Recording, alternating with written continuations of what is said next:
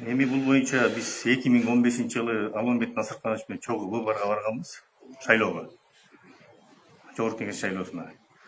Бизде эми бул Алмамбет Насырканович менен экөөбүз ак ине болуп, бир жерденбиз, ак ине болуп жүрөбүз.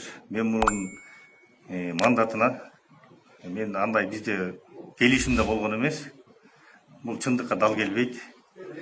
Экөөбүздүн ортобузда андай сүйлөшүүлөр болгон эмес. Эч кандай жанагындай нотариальный деген кол коюу. Нотариальный деген андай сөз болгон эмес.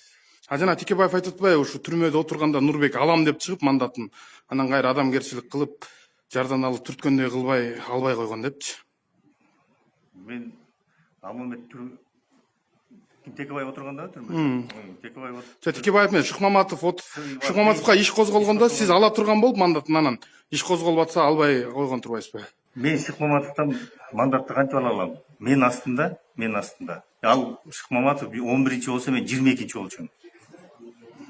Биздин астыбызда дагы 11 кандидат бар. Алардын баары каяктан? Биз андай деген болгон эмес, андай келишим дагы бул чындыкка дал келбейт. Значит, Текебаевдики демек калп болуп калабы ошондо, Ошондой болуп калышы мүмкүн. Анткени булардын эми мен бул мындай болуп атат да, экөөнүн ушу конфликт болгону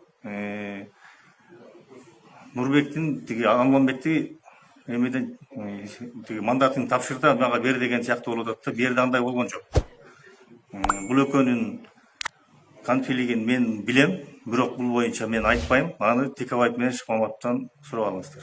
Бирок сизди ортого аралаштырып Нурбек үчүн ушунун баары болуп атат деген жалган экен да. Бул жалган сөз. Мен үчүн болгон жок. Экөөнүн конфликтин аны өздөрү билет. Өздөрү